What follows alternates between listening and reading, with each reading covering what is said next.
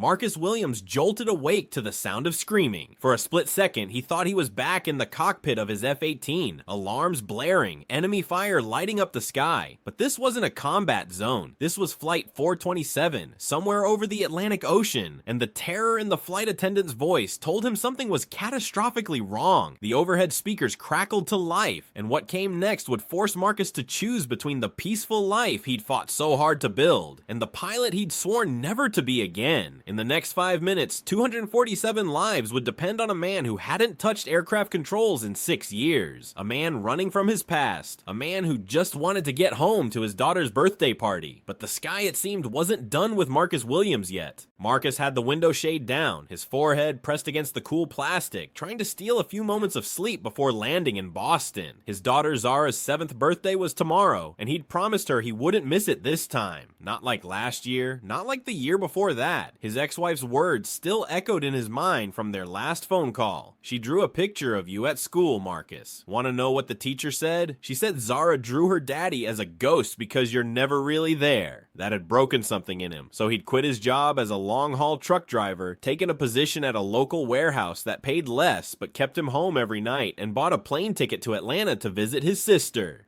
Just 3 days away, he'd promised Zara. 3 days, and he'd be back with her favorite chocolate cake and the art supplies she'd been begging for. The flight had been smooth for the first 2 hours. Marcus had even managed to doze off, something that usually eluded him at 30,000 feet. Flying used to be his life, his purpose, his identity. Now it just reminded him of everything he'd lost. He'd been a naval aviator, one of the best. 12 years of service, 3 deployments, more combat missions than he cared to remember. But that last mission, the one that ended with his wingman's jet spiraling into the ocean, the one where Marcus had to choose between attempting a dangerous rescue or following orders to pull back, had shattered him. He'd followed orders. His wingman, Lieutenant James Chen, aged 26, engaged to be married, hadn't made it home. Marcus had received a commendation. He'd wanted to burn it. After his honorable discharge, he couldn't even look at an airplane without seeing James's face. So he'd walked away from aviation entirely, taken jobs that kept his hands busy and his mind numb, and focused on being the father Zara deserved. The plane lurched violently and Marcus's eyes snapped open. His combat instincts kicked in immediately. Assess, analyze, act. The engine sounded wrong, the pitch all off. Around him, passengers stirred uncomfortably, a few nervous laughs trying to mask growing anxiety. Ladies and gentlemen, this is your captain speaking. The voice was strained, professional, but barely masking panic. We're experiencing some technical difficulties. Please remain seated with your seatbelts fastened. Marcus sat up straighter. Technical difficulties. That's what they always said. His trained ear caught what others missed. The slight tremor in the captain's voice. The way the plane was compensating with asymmetric thrust. They'd lost an engine, maybe more. The woman next to him, a grandmother knitting a baby blanket, clutched her needles tighter. "Is it bad?" she whispered. Before Marcus could answer, the plane dropped. Not turbulence. An actual drop, like the sky had opened beneath them. Oxygen masks deployed, dangling like yellow snakes. Screams erupted throughout the cabin. A child wailed. Someone prayed loudly in Spanish. The grandmother grabbed Marcus's arm, her knuckles white. Then came the announcement that would change everything. "This is Captain Rodriguez. I need to know if there are any pilots on board. Any pilots at all. Please make yourself known to the flight attendants immediately." The cabin went silent except for the crying child and the wrong, terrible sound of the remaining engines. Marcus felt his heart hammering against his ribs. Any pilots? The captain was asking for help, which meant whatever was happening in that cockpit was beyond his control. Marcus closed his eyes. Zara's face appeared in his mind, gap-toothed smile, braids with colorful beads, eyes that lit up when she laughed. He'd promised her. He'd promised. A flight attendant stumbled down the aisle, grabbing seatbacks for balance. She was young, barely hiding her terror. "Please, is anyone a pilot? We need help right now." Marcus's hand was halfway up before his brain caught up with his body. Every instinct screamed at him to stay seated, to let someone else handle this, to not go back to that place in his mind where life and death decisions happened in split seconds. But even as these thoughts raced through him, he was unbuckling his seatbelt. He was standing up. He was raising his voice above the chaos. "I'm a pilot, former Navy." The flight attendant's relief was palpable. "Thank God, come with me, please, hurry." As Marcus followed her toward the cockpit, weaving through the tilted aisle, passengers' eyes tracked him, some with hope, others with desperation. A little boy, maybe 5 years old, looked up at him with absolute trust. Marcus thought of Zara again. All these people had someone waiting for them, someone who'd drawn pictures of them, someone who needed them to come home. The grandmother from 8B caught his hand as he passed. "Bring us home safe, son." Marcus nodded, unable to speak past the knot in his throat. Then he was at the cockpit door, and the flight attendant was knocking in a specific pattern. The door opened, and what Marcus saw inside made his blood run cold. Captain Rodriguez was slumped over the controls, unconscious, maybe worse. The co-pilot, a young woman whose name tag read Peterson, was flying with one hand while trying to revive the captain with the other. Her face was streaked with tears. "He collapsed," she gasped when she saw Marcus.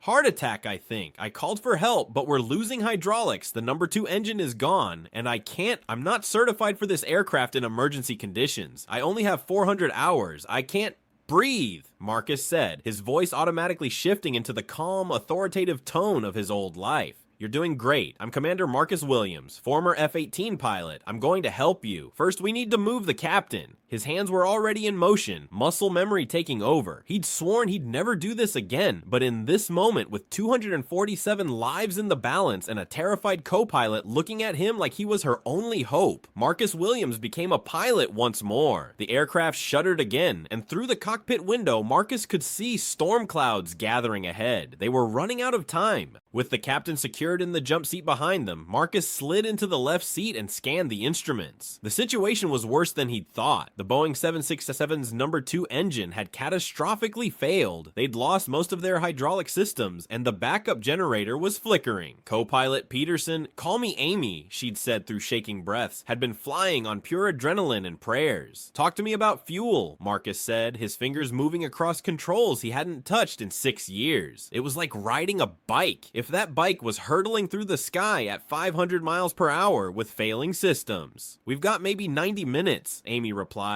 her voice steadier now that someone else was sharing the burden. "I was trying to divert to Halifax, but with the engine out and the hydraulics compromised, I don't think we can make it. We're losing altitude." Marcus checked their position. They were over the Atlantic, too far from land for comfort, with a storm system moving in fast. His mind raced through options, calculating angles and distances the way he used to calculate attack vectors. But this wasn't a combat mission. This was 247 civilians who'd boarded a plane expecting a routine flight, who'd drunk their complimentary sodas and read their magazines and never imagined they'd need a broken down Navy pilot to save them. "What about Gander?" Marcus asked, referencing the Newfoundland airport that had famously taken in dozens of diverted flights on 9/11. Amy shook her head. "Too far northeast, and we're losing altitude too fast. There's a smaller airstrip, St. Pierre. It's a French territory, tiny island, but they've got a runway that can handle us if..." She paused. "If we can get there." If was doing a lot of work in that sentence. Marcus pulled up the navigation data. St. Pierre was 180 miles away, which might as well have been 1-800 given their condition. They'd have to descend at a controlled rate while fighting crosswinds, manage their speed with asymmetric thrust, and pray the remaining hydraulic systems held long enough for them to lower the landing gear. "Okay," Marcus said, "here's what we're going to do. I need you to get on the radio, declare an emergency, and tell St. Pierre we're coming in. Tell them we'll need every emergency vehicle they have and to clear the runway. Then I need you to go back and brief the senior flight attendant. Passengers need to be in brace position when we land, and it's not going to be pretty." Amy nodded, already reaching for the radio, but then she hesitated. "Commander, I should stay here. I'm the co-pilot.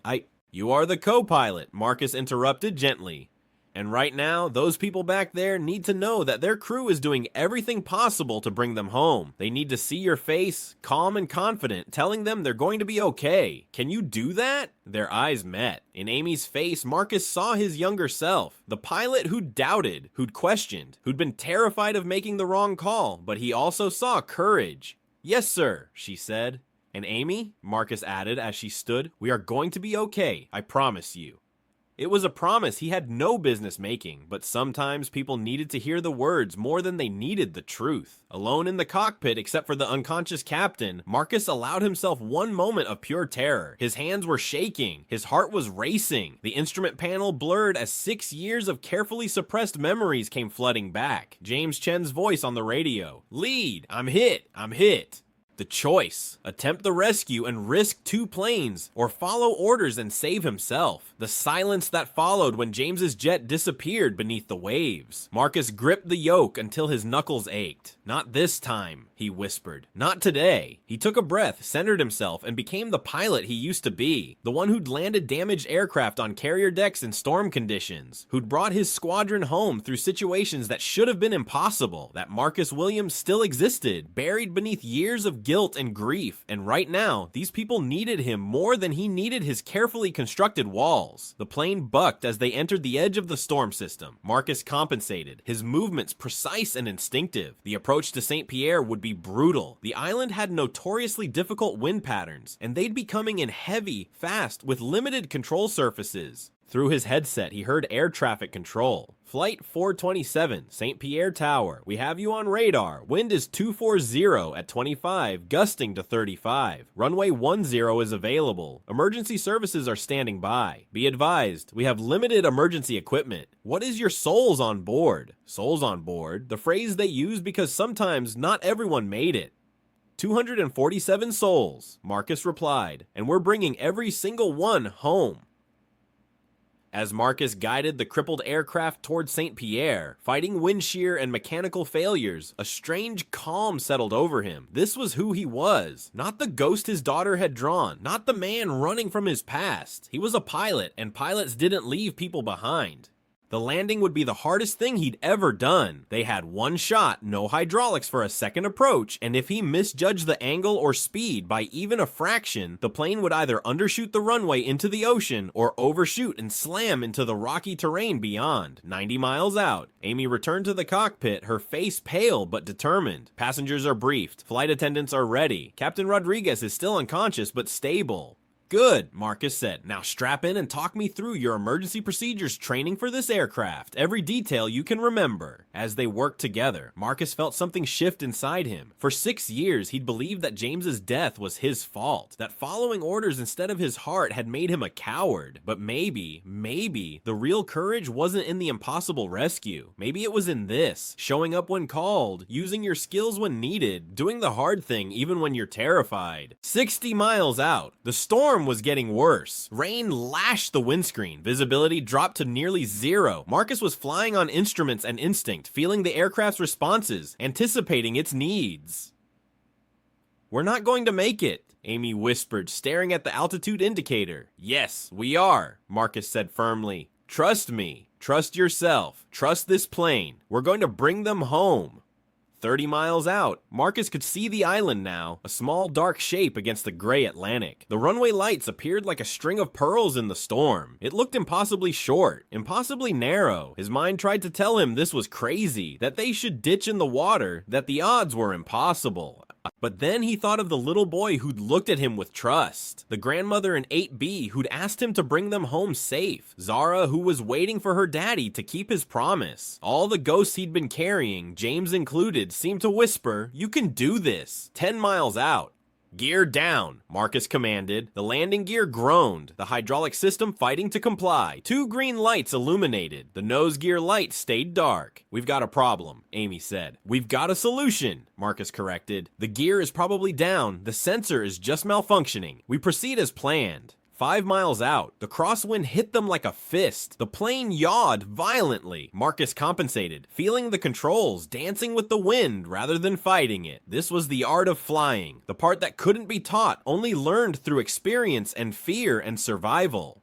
"Flight 427, you are cleared to land. Runway 10. Wind now 250 at 30, gusting to 40. Emergency vehicles in position." 2 miles out, Marcus could see the foam they'd sprayed on the runway, a white line against black asphalt. The emergency vehicles were positioned, lights flashing. People were watching, waiting, hoping. "Flaps," Marcus said. "Flaps set. Speed 145 on target." 1 mile out, the runway rushed up to meet them. Marcus adjusted for the crosswind, crabbing the aircraft at an angle that felt all wrong, but was exactly right. The ground was so close now, and they were coming in hot, too hot, but slowing down meant stalling, meant dropping like a stone.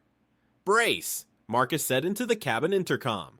"Brace, brace, brace." 500 feet, 300 feet. The runway threshold passed beneath them, 100 feet.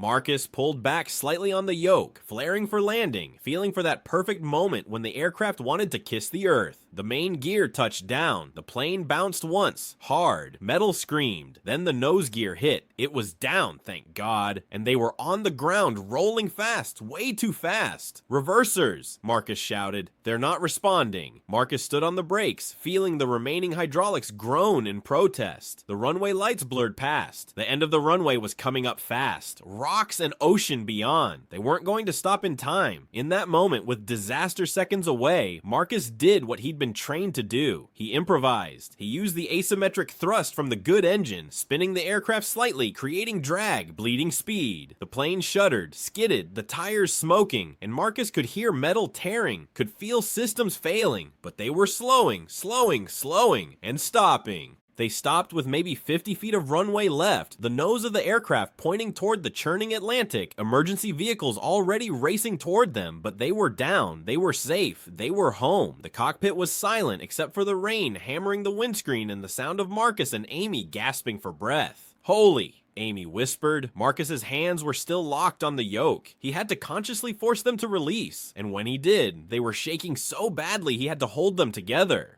From the cabin behind them came a sound that started as a whisper and built to a roar. Applause, cheering, crying. The sound of 247 people who'd just been given their lives back. Marcus closed his eyes and let the tears come. He cried for James, finally allowing himself to grieve. He cried for all the years he'd spent running. He cried for the man he'd been and the man he'd become. And he cried with relief that he'd get to see Zara tomorrow, that he'd get to keep his promise. Amy put her hand on his shoulder. "Thank you," she said simply.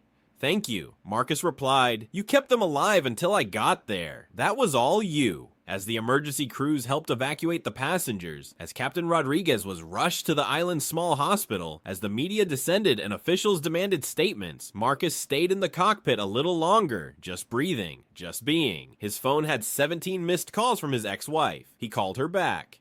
"Marcus, thank God. I saw the news. Are you okay? Please tell me you're okay." "I'm okay," he said, and he meant it in a way he hadn't meant it in years. "Is Zara there?" "She's right here. She's been so worried." Then Zara's voice, high and frightened and so precious. "Daddy?" "Hey, baby girl, I'm okay. I'm coming home." "They said on TV you saved everyone. They said you were a hero." Marcus thought about that word, hero. He'd never felt like one, not even with all his commendations and medals, but today maybe he'd earned it, not because of any one action, but because he'd shown up, because he'd chosen to help when help was needed, because he'd fought not for glory, but for the simple, beautiful possibility of people getting to go home to the ones they loved. "I just did what needed to be done, sweetheart, and you know what? I'll still be home in time for your birthday. I promised, remember?" "I never doubted you, Daddy, not even when you were a ghost." Marcus laughed through his tears. "I'm not a ghost anymore, baby, not anymore." 3 hours later, as Marcus finally deplaned, the last one off, making sure every passenger was safe first, the grandmother from 8B was waiting. She pulled him into a fierce hug. "You brought us home, son, just like I asked." "Yes, ma'am," Marcus said. "We all brought each other home." As he walked through the small St. Pierre airport toward the charter that would take him back to Boston, Marcus felt lighter than he had in 6 years. The sky had called him back one last time, not to take from him, but to give him something he'd lost. Forgiveness. Forgiveness for the choices he'd made, for the man he'd been, for the pilot who'd followed orders when his heart screamed otherwise. James Chen would never come home. That truth would always hurt, but Marcus could honor his memory by living fully, by being present for his daughter, by understanding that sometimes the bravest thing you can do is keep showing up, keep trying, keep fighting for the people who need you. He had a birthday party to get to, chocolate cake to buy, and a little girl who needed to know that her daddy wasn't a ghost, that he was real, he was present, and he was finally truly home. And if the sky ever called him again, Marcus thought as he boarded the charter, he'd answer without hesitation, because now he understood. Being a pilot wasn't about the planes you flew or the missions you completed. It was about bringing people home, in whatever form that took, on whatever day that mattered. Today, he'd brought 247 souls home home safe. Tomorrow he'd show his daughter that heroes don't just exist in stories. They exist in fathers who keep their promises, in people who face their fears, in anyone who chooses courage when the world needs it most. The charter's engines hummed to life, and Marcus Williams smiled as they lifted into the clearing sky. He was going home.